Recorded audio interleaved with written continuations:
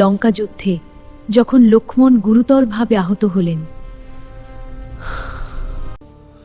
তাকে বাঁচাতে হলে হিমালয় থেকে সঞ্জীবনী ঔষধি আনতে হবে।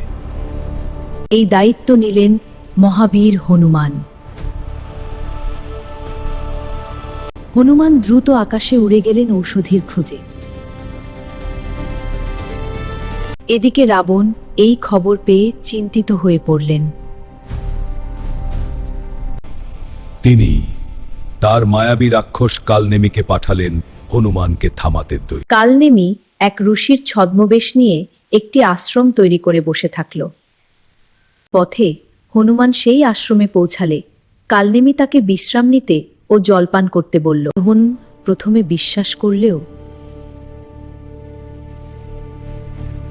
জলপান করতে গিয়ে তিনি একটি কুমিরের আক্রমণের মুখে পড়েন। হনুমান কুমিরটিকে বধ করলে সেই কুমির এক দেবকন্যায় রূপান্তরিত হয়ে কালনেমির আসল পরিচয় জানিয়ে দিল। সত্য জানার পর হনুমান রাগে কালনেমিকে পরাজিত করলেন এবং দ্রুত সঞ্জীবনী আনার জন্য রওনা দিলেন।